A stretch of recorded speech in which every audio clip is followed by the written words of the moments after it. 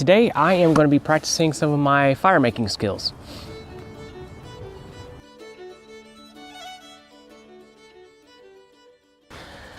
Good morning everyone. Today I am going to be practicing some of my fire making skills.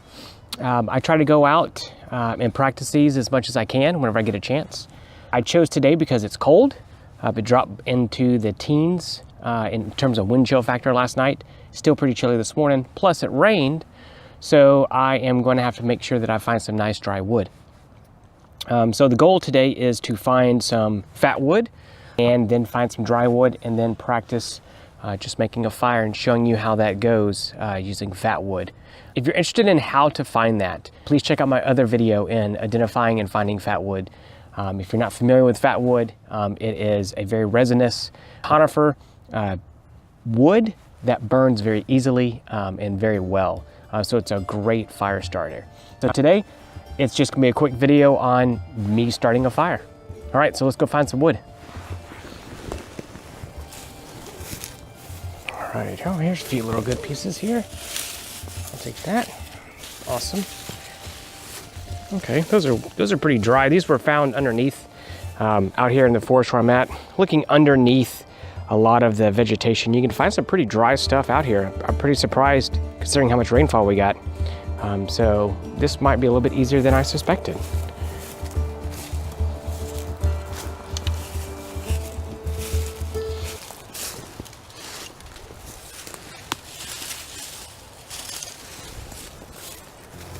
Okay, so what you see here is kind of a mixture of two methods that I like to use. I like the lean-to method, but I also like kind of the stack, that not necessarily the log cabin, but I'm going to use kind of a combination of both today.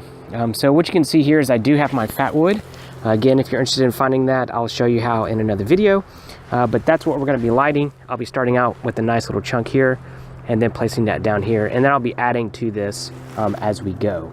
So let's take a look and see if I am successful at doing this and that I don't fail on camera. Of course, I'll just edit it out, right? Okay. All right, here we go.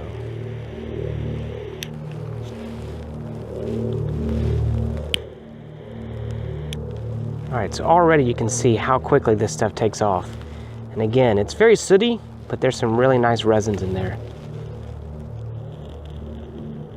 You can see that resin take off.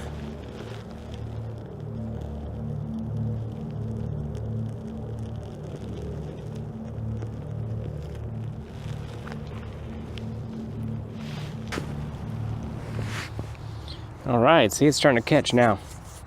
Just got to get in the right position, right? Oh, you can really see a lot of those oils starting to come out. Perfect.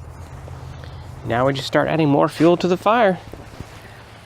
I've got a lot of my stuff already pre-sorted and ready. One of the most important things about having a fire is have all your wood ready to go when the fire is ready to go. That way you don't have to go looking for everything. So I'm gonna start stacking a few things here. That's going to provide a little bit of cover from the wind. It's very windy out today and very wet.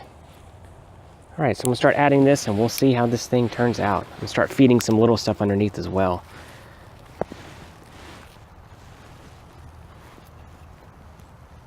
Now there's a lot of different methods that people use to start their fires. I am in no way perfect. I'm not saying that this is the correct way to do it. This is just the way that I've always done it and been fairly successful.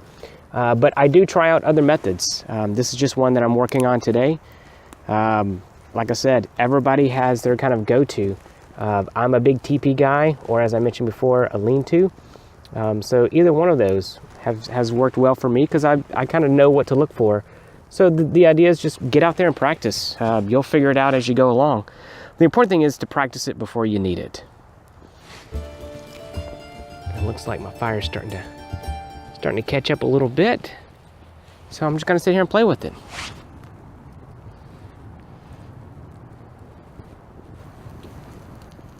All right, well, it looks like it's going now. I've started adding some of my larger sticks, again, which I've already pre-collected, so that I don't have to sit around trying to hunt for that while this is burning away. But we've got a nice fire going. I've really like using fat wood if I can find it.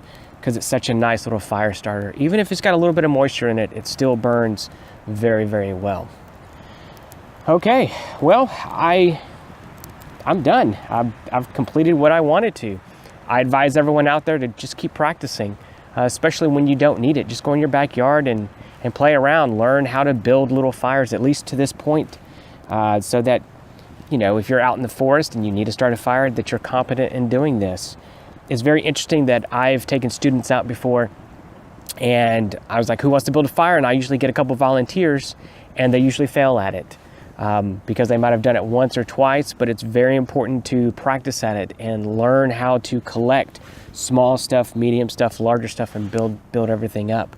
I am by no means a fire starting expert. There are plenty of other videos and other people that are probably much better at it than me, but this is just something that I continue to do and practice so that I know my confidence level in what I can do and what I can't do.